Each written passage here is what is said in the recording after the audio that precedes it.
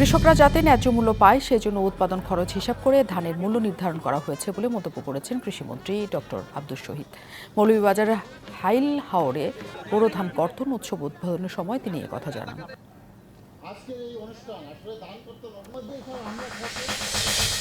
মুক্তিযুদ্ধের ইতিহাস সম্পর্কে জানতে দিনাজপুরের হিলি সীমান্ত এলাকায় পরিদর্শন করলেন সেনা নৌ বিমান বাহিনীর ৭৮ সদস্যের একটি প্রতিনিধি দল। পরে তারা সীমান্ত দিয়ে দুই দেশের আমদানি রপ্তানি বাণিজ্যের পাশাপাশি বিজিবি এবং বিএসএফ এর কার্যক্রম ঘুরে দেখেন।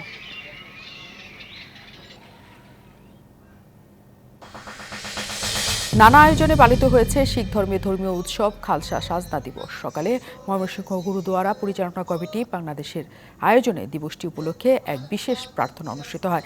এতে প্রধান অতিথি ছিলেন পাঞ্জাবি ধর্মীয় গুরু কারসেবা সারহালি।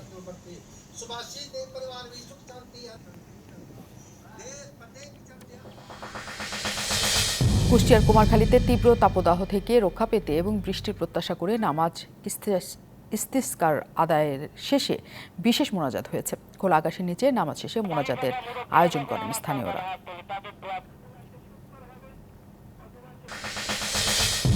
বিভিন্ন শ্রেণী পেশার মানুষের মাঝে পানি এবং খাবার স্যালাইন বিতরণ করেছে সালেহা বেগম ফাউন্ডেশন। সোমবার খিলগা রেলগেট এলাকায় কর্মসূচি করে কিশোরগঞ্জের ইটনা উপজেলায় এই ফাউন্ডেশনটি।